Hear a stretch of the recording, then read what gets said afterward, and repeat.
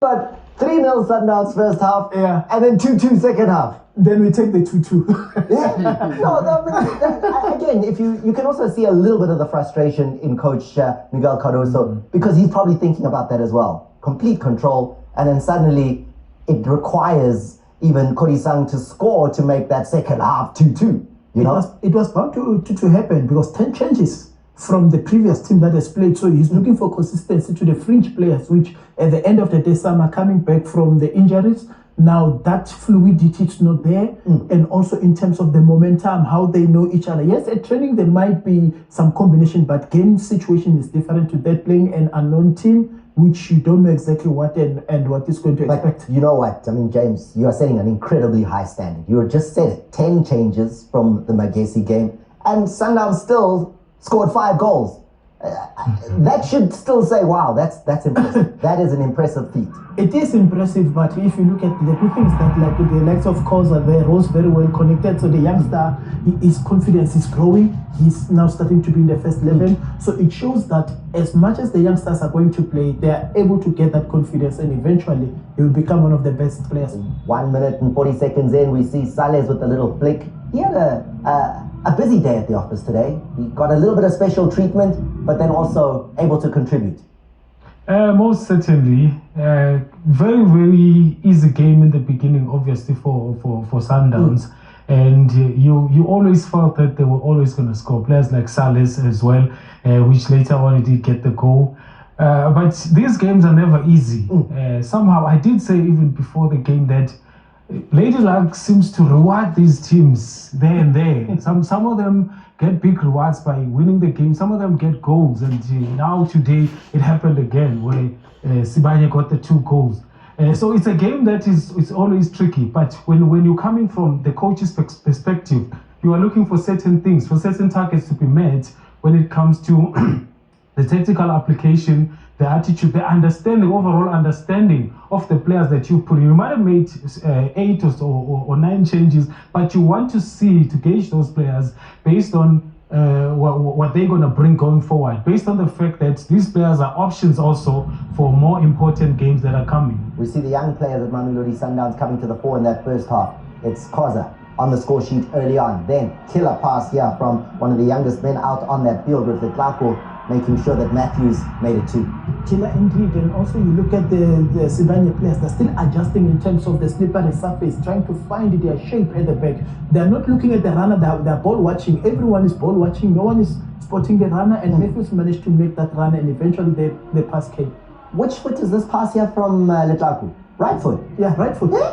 Yeah, so you could see that his agility, as much as he was falling, but he managed to squeeze it through between right.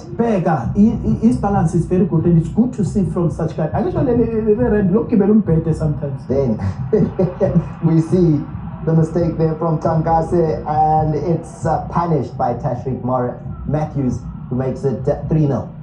Yeah, you could say you agree with the coach when he says they were a little bit nervous in the first half, because these kind of decisions speak to that, because they didn't do that. They want to play out of the bag. Yes, in the second half they didn't do that. So they were more alert and more aware and more careful.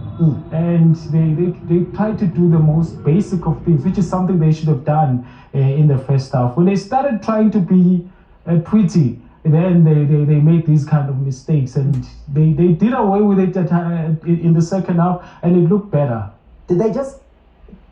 The Golden Stars, did they get into the game more in the second half, or do you look at the triple substitution at halftime and say that made a difference to how Sundowns applied themselves? Because look here, counter-attack football, and look at the pass. Juju Nation in that number 10 jersey, brilliant, and they're on their way. Lots of concentration from Mashiko, information overload in the first half. Now in the second half, they found their bearings, and now Umukhatla managed to find part. Mukitimi, you need to give him credit for persistency, chasing, forcing Mashiko to make that area, and the finish from Mukhatla, scoring one of the best keepers. That will go a long way. Yeah, we did say before the game began that Mukitimi in the number 10 jersey, they call him Juju Nation. That pass, look at this pass. Who does this remind you of? Just number 2. A beautiful pass, and a great run behind by Mokhatla to actually get ahead of the last defender and to dispatch that shot, even though I felt that maybe Ronan could have done better to save that. But yet again, I go back to Lady Luck. Because you wouldn't see such normally in a PSL game. Because I know I got Pisani Namakulu. Yes, it doesn't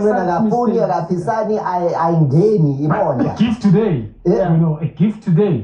So, but you end the gift.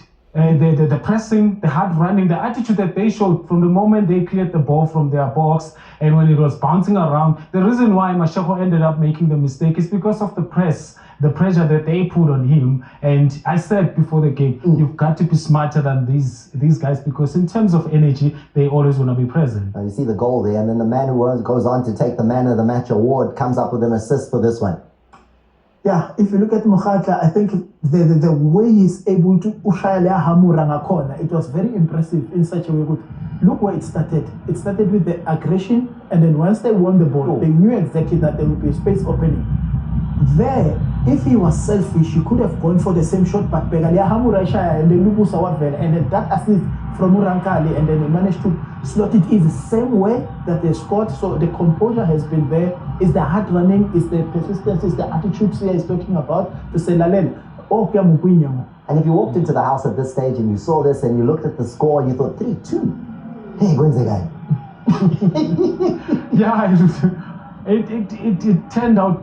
It turned around very quick, especially in the early stages of the second half. And you asked at halftime, what are the right things that they are doing? You see here, it's a counter attack, but they're doing the right thing and running into right positions. That is the player on Mokhatla, and then finding Rankali with a cutback. That's all the right things. Looking at the right places to pass the ball, and the follow-up run from Rankali, being at the right place, and also Mokitimi on the other side was providing an option in the center, which opened the space behind. So you see, tactically and in terms of positioning, structurally, everything right there. So in bits and pieces, they showed up pieces of some good positional and tactical play. And when you talk about the little bits and pieces, Kodi-san comes in second half.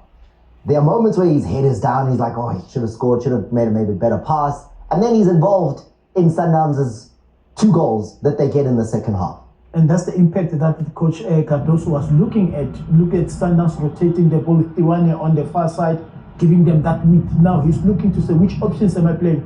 Yes, not the best of first touch from Silas, but the help of Kodi-san was enough because he was still behind the ball, hence he managed to play it up front and to slot it with ease. So the tall man hasn't found it easy. It's slippery surface, and that's where you could see there that they're able to, and then eventually managed to get that. So it's a confidence booster for the youth player. And then for those of you who are looking and thinking, but that looks like offside. Salis and Kodi-san are well beyond the last of the Golden Stars defenders. It isn't. It's not offside because Salis is behind Kodi-san when he plays that ball across. Yeah, he gets a lucky second break because he tried to take a shot and then it deflected and then it ended in Kodi-san's feet, who's able to, I don't know whether he was trying to dribble the goalkeeper or was actually passing to Salis. But you need these goals for confidence, to boost the confidence, because I don't think the game was very, very friendly to him. That is Salis. There was no fluidity because they struggled a lot to find him with the passes. And also, them trying to play with the wing and then trying to come in. I felt that they couldn't bring their eights closer to him at the right time. So it makes it very difficult for a striker when the balls are being fed from wider positions to you, but then there's nobody behind you that is actually quickly coming to, and then you have to take 2 or 3 or 4 touches, then you get in trouble. Yeah, I understand. That's why the touches they were a little bit light. So these are some of the things that as a player, when you want to go 100%, you go on a 70 because you're scared to get injured. You're scared to overcome it because at sometimes they've got nothing to lose. You still have more games to play. And in the post-match interview, if you listen to Coach Cardoso, he speaks about the games that were coming. He speaks about the fact that Obas is not going to be part of the games that are coming. And you can see there was real frustration in the fact that, I think by my reckoning, that's like 7 red cards so far this season, that another red card has happened for Mamelodi Sundowns. And it's one of those, we saw the other day, Mudau off the ball punch. Now we see another one where nothing to do with the action. and Obas picks up a straight red card. It's very unnecessary, and for a player like Obas, I would feel that he was doing well when it comes to cementing his place in the team, because it's always been an option that they consider. But this is completely unnecessary. Actually, some teams fine you for this. I don't know what the policy is at Sundowns, but this definitely warrants a fine. It's the second one, because it's just coming out from a red card now. Immediately in the first game that he's playing now in the care. Remember in the care, we got there. Now it's the second one. So is he ill-disciplined or what? Unnecessary, like you say. So for me, it's cementing the play. Because if you look at him, it's another option. If Mkwena is not playing, he has that energy. And they're playing Pirates, what, in 2 weeks' On the time? 8th. Yes. On the 8th, And you need a player like that. You do? Yeah, you do. Because you need that energy. Like, it's got that aggression. When you play big multitude games, you need those aggression. I mean, that's the question, right? Is Obas an important player at Mamelodi Sundowns? Very important. He brings that still.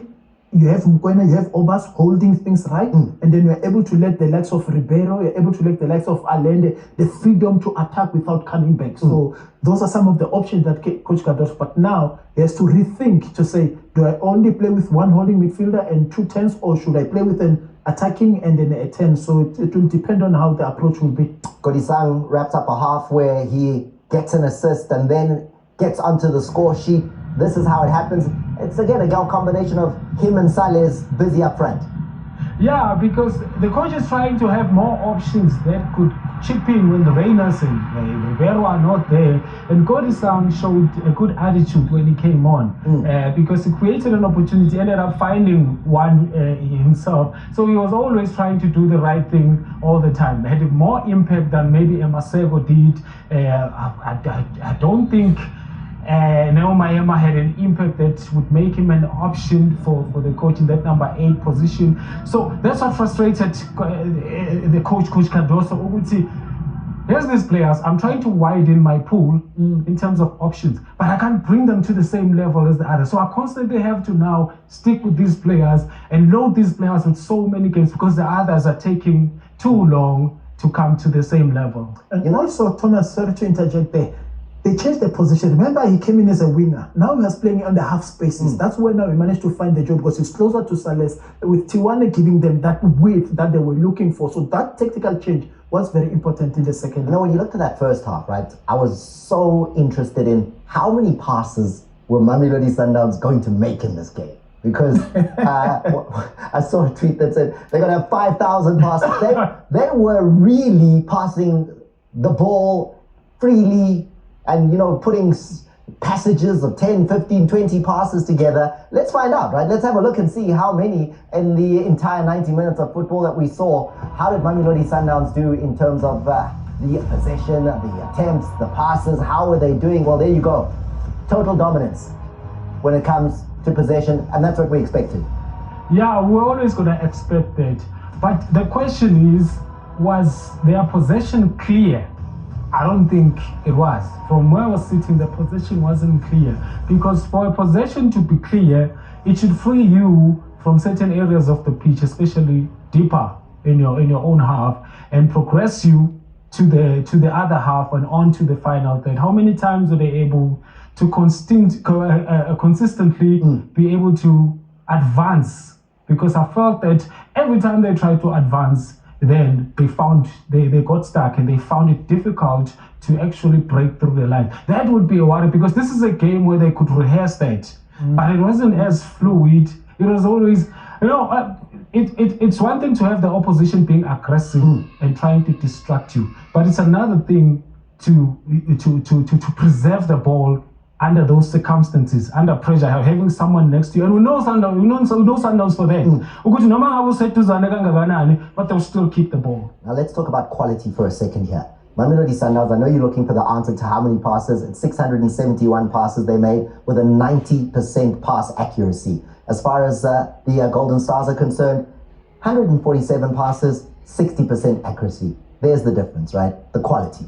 Correct. Because if you look at the first half, after Sundowns scored 2 goals, they kept the Sibanye kept their shape, found their bearing. But if you look at some, they kept on knocking the ball in their own half, trying to move them away. Unfortunately, they couldn't find those killer passes or progress to advanced position closer to goals. And that's where now the difficulty came in, Sia is talking about. But eventually, when they start playing more in the half spaces, that's when they find the joy, that's when they find the fluidity with Tiwane giving them the width. It's only in the second half. And that's when now Sibanye managed also to find those spaces that Sundowns were leaving behind and capitalize, hence they scored 2 goals. Now, last season's semi-finalists, Chippa United, came from a goal down